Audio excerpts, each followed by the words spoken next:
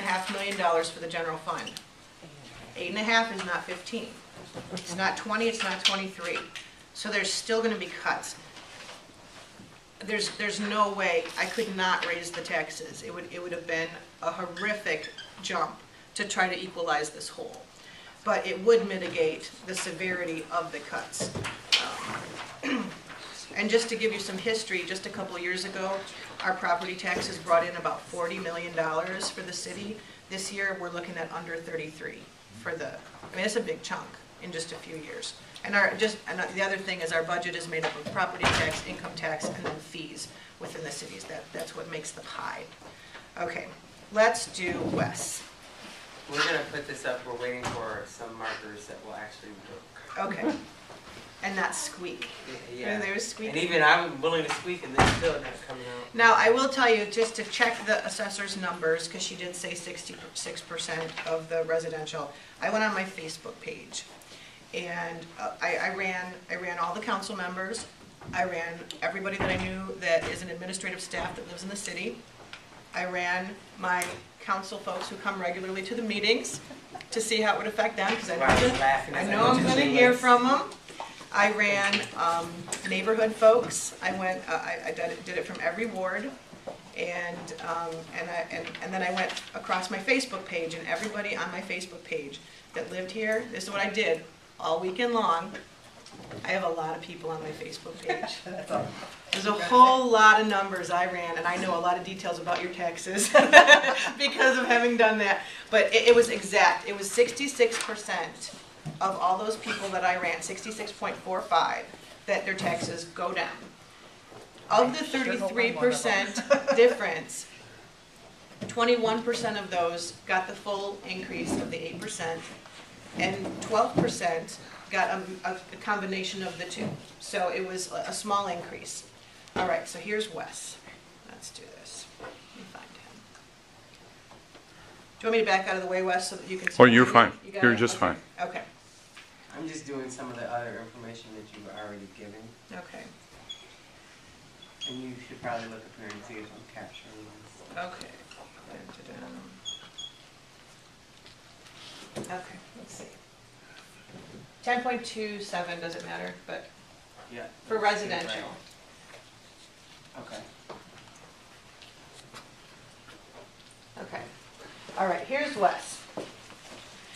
Wes's taxable value in 2010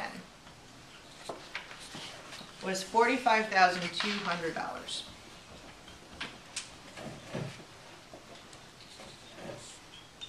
So that's, say, TX 2010. Okay.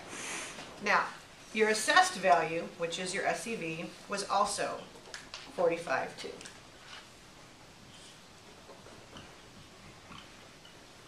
Okay. When you add, you can go below that and add 1.7 cost, no, other one, in the taxable. 1.7%. So that total for his taxable for next year would have been $45,968. So that's by taking last year's taxable value, adding 1.7%. Adding, or timesing by 1.17. Okay, or 0.17. Yeah, okay, so the depreciation on the assessed value is 10.27%, so minus 10.27%. And that becomes $40,558. Yeah. Okay, so now, that number is less than this number, so that becomes the new taxable value. Whichever number is lower when we do these calculations becomes the number that we calculate your tax on. His tax rate is around, the standard rate, let me tell you this, the standard rate in the city for residential is about 46.5, okay? That's your multiplier, so it would be 0.0465. In some cases, it's a little higher, a little lower, because everybody pays the recycling fee, that's $67, and so it makes it's a different percentage for each person depending on where you are. But his multiplier was 0.0483.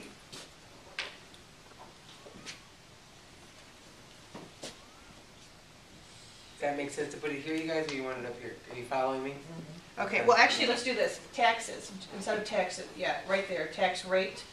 We can do, okay, for 2010, you paid $2,181. 81. So that was his 2010 taxes.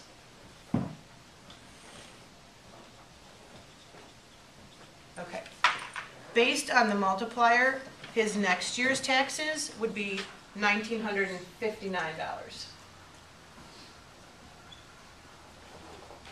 Okay, so this is before we do any adjustments.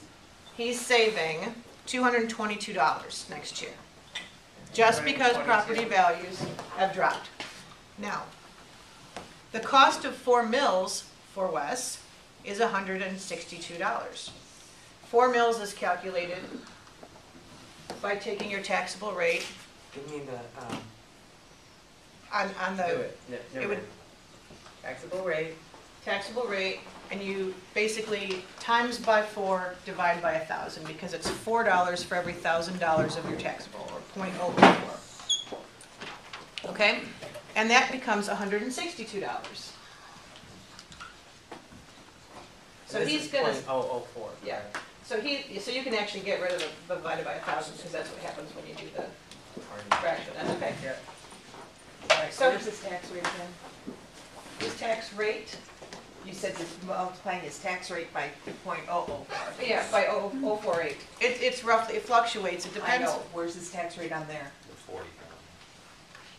What do you mean? It's right there. The The- .048. Yeah, that's This what, is the new taxable value here. Right, So so the- the tax rate is 0.048, yeah, that's the standard multiplier for him. but you're using the word tax rate over there, Where are you at? over Here. on there. So just, yeah, say taxes.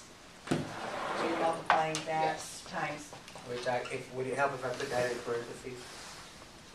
No. You're taking his taxable, it's his taxable value there, Okay, taxable value. so let's do that, because I wanted to track through. This is actually gonna help me, see, this is why coming out here, Yeah. I don't have a grid made yet. Okay. So That's why I'm we're trying to making get- this up as we go. That's why I'm working with her, because this will then be what you see Okay. on Monday. So put okay? taxable up there, the taxable.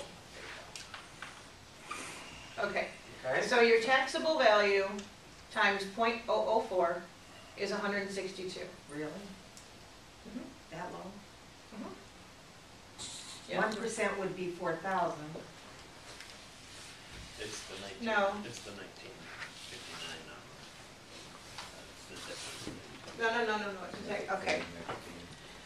It's all based on the taxable value, it's not based on the tax. The number doesn't look right to me, but I Okay, can't do it in my maybe it's head. 3 zeros, it's not 3 zeros, that's 110, 100, 1,000.